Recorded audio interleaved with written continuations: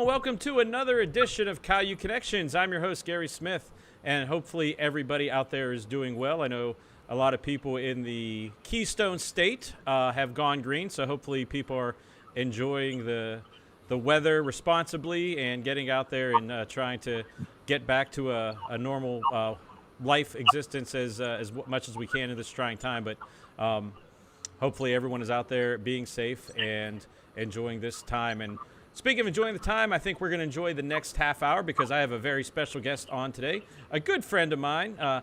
And I got to ask him, the first question is Chad. We're here with Chad Merrill. And Chad, what's the secret? You look exactly like you did when you were a student at Caillou. Except for the receding hairline, right? The secret to youth is running. That's my secret. Excellent. And we'll get to that in a second because I know we have a lot of alumni and friends of mine that are runners. I don't run because I tried it. That was the worst thing I hated about whenever I played sports. I had no endurance and anything like that. But mad props to anybody that can go out there and get the miles in, because every time I see people running for distance, I'm like, oh my goodness, that is amazing. But we'll talk about the fun stuff in a little bit. But Chad, you have had an interesting journey, and we'll talk about what your field is in a second. Actually, tell people what you're doing now, and then we'll kind of backtrack and find out what your journey from Caillou was to where you are now. But where are you right now this very second? Yeah, so right now I'm a senior meteorologist at a company called Earth Networks, formerly known as WeatherBug. I'm also a manager there as well. I also hold two other part-time jobs. I do a little bit of radio on the side with a company called Nowcast Radio, basically weather forecast for low-powered across the U.S. I just do a handful of those, and I'm also the weather prognosticator for the Hagerstown Town and Country Almanac. So there's two popular almanacs, the Old Farmer's Almanac and the local Hagerstown Town and Country Almanac. So I just assumed that role back in the fall. So those three jobs are what I'm currently doing. And which role is the coolest out of the two, meteorologist or prognosticator? Because when I saw you had that in your description for the ID bar, prognosticator, I'm like, what is that? Sounds like a superhero. So exactly what is the difference between a meteorologist and a prognosticator? A weather prognosticator is one that basically forecasts the weather out 18 months or so. You don't have to necessarily have a meteorology degree to do so. So that's what the term weather prognosticator is. It's been a long-standing term with that particular role with the person who's been responsible for doing those forecasts. So when you purchase an almanac and you look a couple of months ahead and you see, okay, well, my birthday's on August 30th. The weather's going to be hot and humid, maybe a thunderstorm. That's the weather prognosticator's job, is putting all those forecasts together. But they just keep that term through the years, regardless of if you're a meteorologist or not. Well, that's excellent. Now what we're going to do is we're going to be the reverse of a prognosticator. So we're going to go back in time. So Chad, just talk a little bit about your connection to Caillou. I mean, it's crazy. Every time we do these shows, whenever I see people that I've worked with, whenever I hear the years they were in school, it's kind of crazy because time flies. But just talk about your journey from little Chad, the prognosticator, to college Chad, and what you did while you were here at Caillou. Yeah, so initially I graduated high school in 1998, and then I came to Caillou in the fall of 98, and I was there through 2002. So when I first began at Caillou, boy, everything seemed really big around campus, and I was intimidated by everything that was going on, and I was on my own for the first time, and I knew that I had to focus on my studies, and I got through the first year successfully, but I really didn't communicate with folks except for some of the folks in my classes, but I wasn't involved with anything outside of just studying. So as I went on with my sophomore and junior year, I got a lot more involved. There's so much to do on campus, and there's so many activities to be involved with. And my major in meteorology, I was also involved with forecasting at the Caillou Weather Center, which has been a big asset to the current role that I have as a meteorologist. But also, I was intrigued, and I obviously was going to the field of broadcast meteorology, so I got involved with CUTV, and I was able to do the weather forecast for CUTV. Now, this was back in 2002, so this was 18 years ago, which is hard to believe. But it just seems like yesterday. we would record the weather forecast in the studio, and then on a tape, those small tapes, DVC Pro, I think they were called, and then we would take the tape over to the studio. We would walk the tape over. I'm sure things have changed since then, but I tell you what, CalU was a great experience, not only with all the different weather forecast shifts that I had with the Weather Center, which obviously forecasting is a big role of what I do right now, but it was great to be involved with not only CUTV and producing weather forecasts and working with Jim Lokay was one of the anchors, and Laura Michalak. So I still remember those names. They're doing very well. And also, I was involved with the International Club, and I got to meet a lot of folks who had come to CalU from, Japan and China to this small campus in southwestern Pennsylvania with the student population of 5,000 people. But CalU offered so much to the students, so many different activities and so many real-world experiences that it was almost a seamless transition into the real world after leaving Cal, because I had done so much and there at the university and was involved and had my feet wet in many different organizations that it really helped with the real world. And even the classes, obviously, that I took prepared me very well for what I'm doing now as a meteorologist. So started out very intimidated, very shy, and then by my senior year, I was involved with so much on campus. And it was like, of course, you start out as a small fish in a big pond, and then you end up as a big fish in a little pond. And that's what happened to me.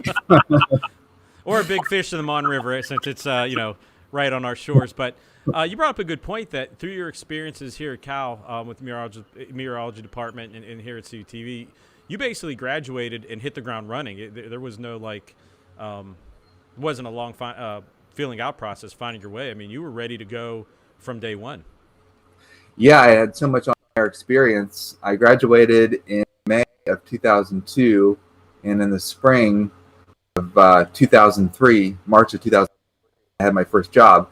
So I initially worked in television, actually at the NBC affiliate, about an hour and a half to 2 hours east of CalU in Johnstown, Pennsylvania, at the NBC affiliate. So I actually had the opportunity to get a tour of that station while I was at Cal. And my grandparents actually, they live in Frostburg, Maryland. And the cable network in Frostburg picks up Pittsburgh, Johnstown, Washington, D.C., Hagerstown, and Baltimore. So they're kind of in a very unique spot. So my grandparents told me that the meteorologist from the Johnstown station was leaving, and then I should apply. Well, I applied for the position, and that was just, everything's very timely in the media world. And it's about who knows what, and if you're at the right place at the right time. So I initially got the job at WJAC in Johnstown. And actually, I started out as a part-time meteorologist, but the news director there offered me a full-time overnight news producer position. I had a little bit of experience producing news, but that was just in some of the classes I had. I never actually did news producing for CUTV. I was always the weather guy there. So I learned the role, and I learned it pretty quickly. And I learned editing, which I had a little bit of experience with at CUTV. So the news director really wanted me to be the jack of all trades, where I could fill in as a meteorologist if it was needed, and it was needed on the weekends at times.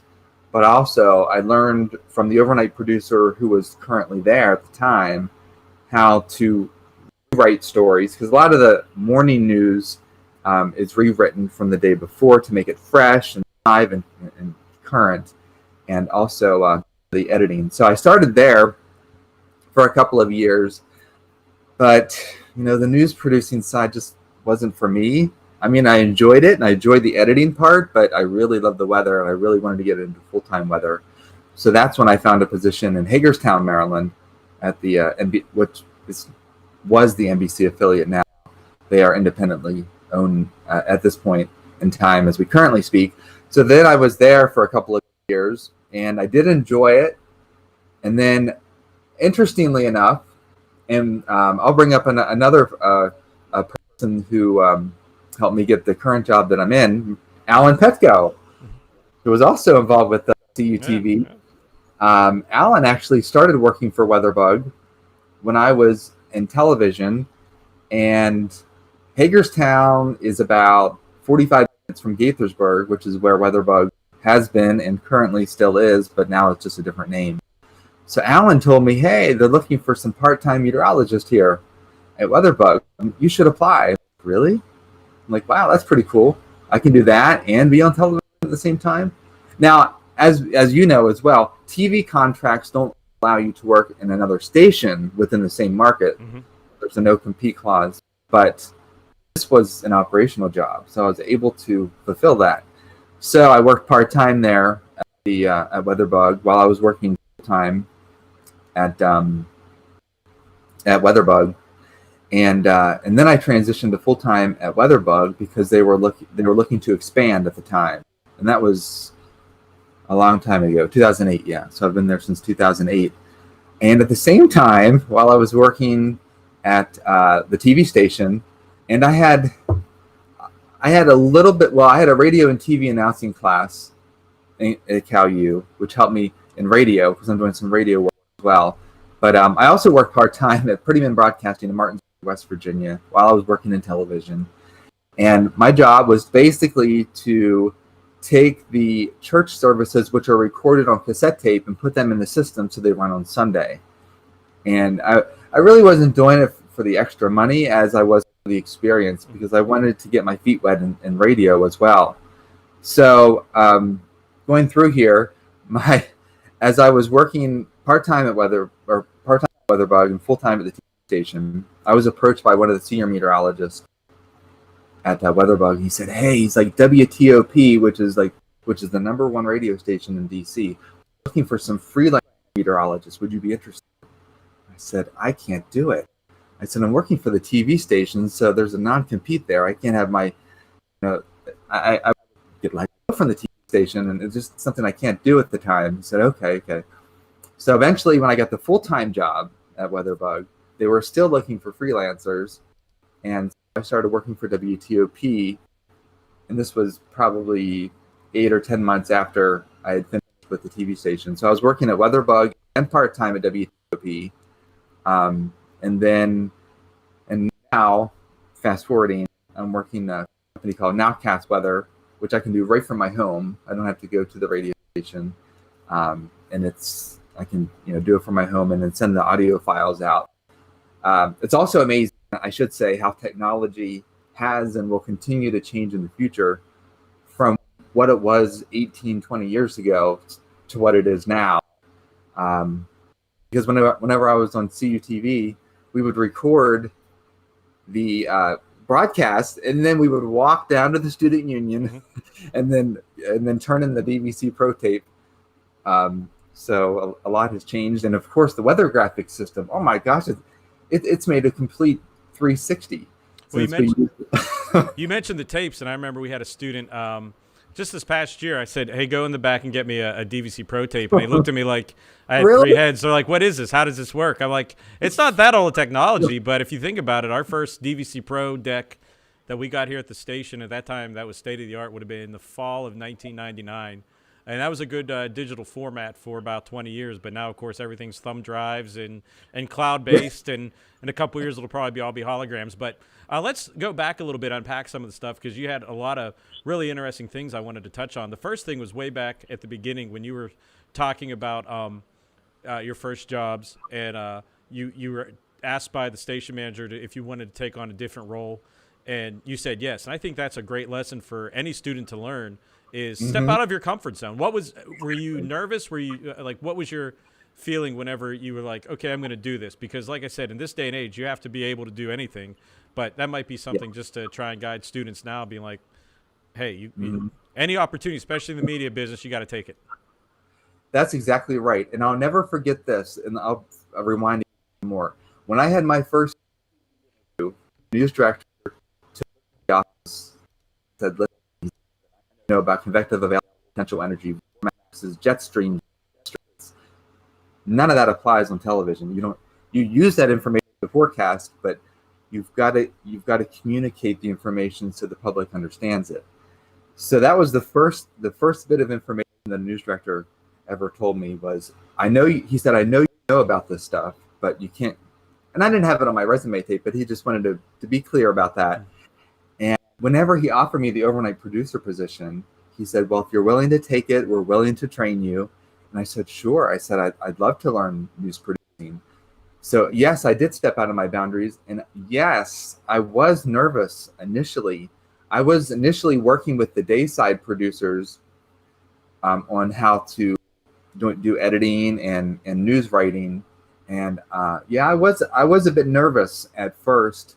Most of my nerves came from being able to efficiently work at a fast pace, because in the news environment, especially one news producer producing a 2-hour newscast in the morning, you've got to work at a certain pace to get things done, or the news just won't go on, and that's not.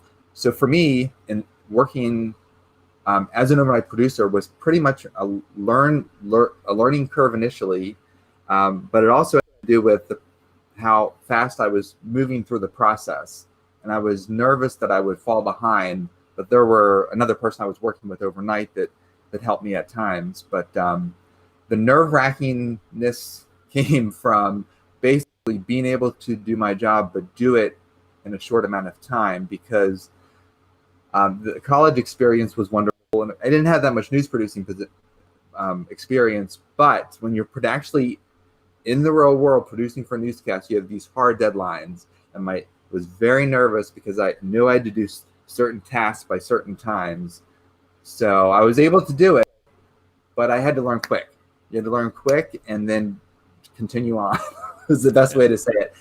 And having these real world experiences with CUTV was monumental in me being able to do this, because we had deadlines that we had to have the weather videos produced by a certain time of day, and we had to take it down to the student union. So I had to assess in my day, here's my class schedule, here's my workload, here's when I need to get the video done, and take it down to CUTV. So all this background with CUTV helped with all these different deadlines that you have in the TV business.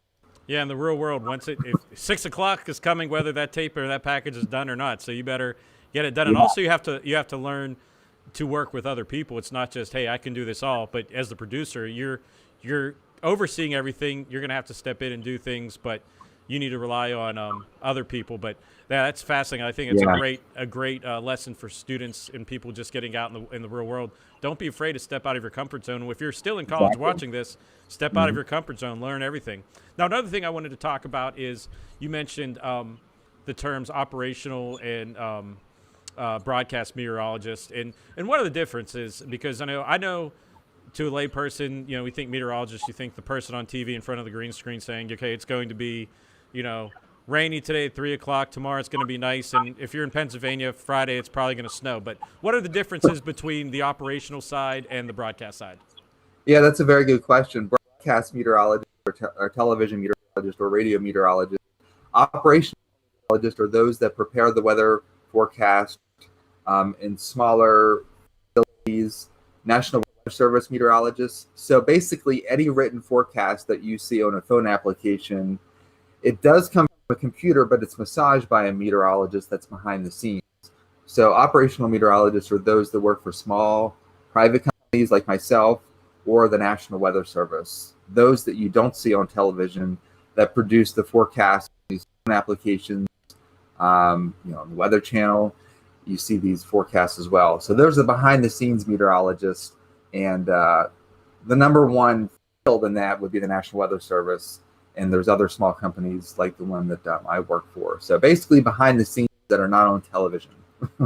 Now, if you were a student, if you were to come back to a recruitment thing or at CalU, or a student out there watching this now, and wanted to get into the operational side of meteorology, what would like the school path be, and what would be the path to maybe kind of take? Because I know, especially in this day and age, it's not a direct, hey, I'm getting out of school, here's a job. There's a certain steps you have to take. So Yeah. if I'm in school, what would I take to become a operational meteorologist?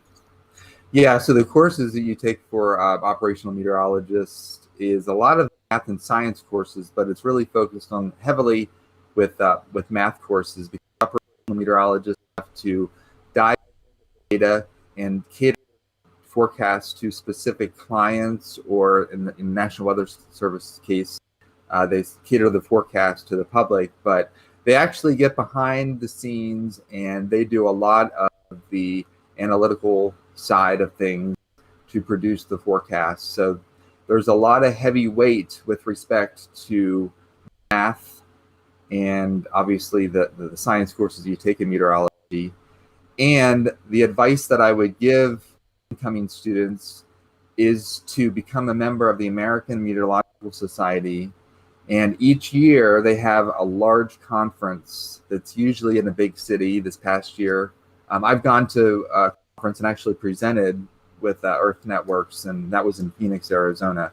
But these large conferences also have smaller student conferences. So students are able to produce a poster focusing on a certain area of meteorology, and you have all of these professionals that walk around the poster session and get information from the students. So it's a great way to interact with professionals in the operational side to help to perhaps get your foot in the door for a job. So just like in the TV industry, where if you want to pursue a TV job, then you want to do an internship, which I did an internship while I was at CUTV with the station that I actually got hired at in Hagerstown. You want to work in the television industry, then you go actually into the television field and you work alongside a TV meteorologist internship. In the operational field, I would advise students who are in their junior and senior year to do a poster presentation on some aspect of meteorology, present it at the American Meteorological Society conference, and that gets your foot in the door with operational meteorologists, because that's one of the biggest conferences there is each year, and it's at a large city in the United States, usually. Well, we have a few more minutes, Chad, and we've talked a lot about meteorology and science and jobs, but let's talk some fun stuff now. Away from the hustle and bustle and the grind of your daily routine, you mentioned at the top of the show you're a runner. What have you run marathons, 5Ks? What's your specialty in the old on the old asphalt? 5K to the Boston Marathon. I've done the Boston Marathon twice successfully. First year there, I actually passed out because of heat exhaustion. It was a bad experience. But I learned my lesson, hydrate, which I knew. But yes, I've been to the Boston Marathon twice since then. And but the race that I like the most is a half marathon because it doesn't require as much training. And as a long distance runner, can go out and run a half marathon pretty much any day.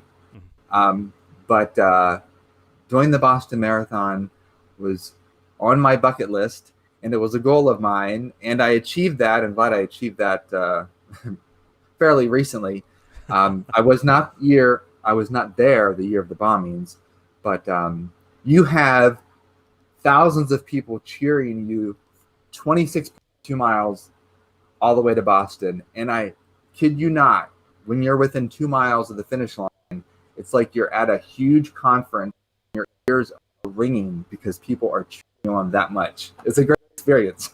That sounds amazing. Now, how did you get into running? Was it just something? Did you grow up running, or high school, or just something that Tell us the experience. How did you get onto the track? Yeah, so you know what? My oldest sister got into running first, and then my she's actually older than me, but my younger sister, I should say, she also ran, and she encouraged me. I was very timid and shy until my sophomore year at Cal U, but she actually got me into running because I would come home, study, and that was it, and eat, go to sleep. I had a routine that did not include much interaction. So when I was in my junior year, actually it was freshman year, she encouraged me to start cross country. She was on the team as well, so she took me under her wings. So from freshman year to senior year, I ran cross country and I ran track. I'll admit, I did not enjoy it. I ran because she wanted me to, but I just did not enjoy it. So many people have asked me over the years, did you run in college? I actually did not. I ran on my own when I was a cow, but I just realized that I wouldn't have enough time to factor that cross country and track into everything I was doing. And I didn't want to fall behind with my grades and so forth. So then after I graduated, a couple of years after I graduated, it came to me one day, literally like the end of June. I'm like, I'm going to get out and run. It just came to me like, I kind of hit a point where I wasn't overweight or anything, but I just wanted an additional activity. So I started running, and then I joined a team in Hagerstown, and then the coach was very encouraging. And he after my first half marathon, he's like, hey, guess what? If you double that time, you can qualify for the Boston Marathon. And only like 3% of marathon runners qualify. I'm like, are you kidding? So I worked for that, and I've loved it ever since. And it's just a way to relieve stress, because there's a lot of stress in the real world. Right. Well, what would be, you said you crossed Boston off your bucket list. What would be the next thing up on your bucket list as a runner? Well, the next thing would be to do one of these Ironmans, triathlons. So that would be the next on my bucket list. Running or swimming, I guess it's swimming 2 miles, biking 100 miles, and running a marathon. Just to do it, I'd like to do it. I'd like to do an ultra marathon as well, which is basically anything more than 26.2 miles. I'd just like to do it. I don't want to compete. I'd just like to say, hey, I just ran an ultra marathon for the first time in my life. Well, actually, what I'm hearing is I'm going to combine the two. I think with your meteorological background, your running background, the way technology is, you get a mount and you become the running meteorologist or the running prognosticator. That could be the next thing you do. But Chad, we're pretty much out of time here. Last question. If you have any advice for any students either looking to come to Cal or go to college or follow in your footsteps in a minute, what would be the very short pitch to do so? Yes. The short pitch is, you always want to spread your wings, and you always want to do more than what you think you can do. And Cal U offers that, where you can do many different tasks and join many different clubs. So I would say, if you're on the fence about going to college because you're intimidated or you're shy, go, enjoy it, expand, do other tasks that you don't think that's possible, and you'll definitely come out ahead, because you'll have learned so much from every different organization that you're involved in. And I would say go for it. Challenging times right now, but this is a really great time to expand your knowledge with all the different classes that are available online. So expand your knowledge, because you never know which field you might end up in. As was the case with me, I never thought I'd be a news producer, and I was a news producer because I'd learned it. So, and of course, I'm back in meteorology, but the sky is the limit, and that would be my advice. Well, Chad, thank you very much for taking some time out and sharing your story. Like I said, I knew coming into this it was going to be very interesting, because I know you've done a lot. They say life is a journey, not a destination. You've definitely taken the journey aspect of it. But if you want to learn more and stay in touch with anything here on CUTV, make sure to check us out on our Facebook page, California University Television, our Twitter @CUTV_PA, our good friends at Cal Times. Cal Times, their Twitter is @CalTimes, and you're also going to see a multimedia piece to go along with this interview with Chad that Jeff Ellis and his staff will do. And our friends over at 91.9 FM WCAL, they are starting to do some more remote programming at home. But right now what they're doing mainly is on Spotify. They have a collaborative playlist. So just go to WCAL Power 92. And Chad, you're not off the hot seat yet. If you had to add one song to that collaborative playlist, what would be the song you would add? Oh. And this has been the toughest question I've asked every guest. Yes. So it's a song by Whitney Houston. I love her. She's one of my favorite artists. I love, another thing that I do is do some this is running way too long, but I do a part-time DJ at an oldie station in Greencastle, and it's something I started back in April, and I love doing part-time.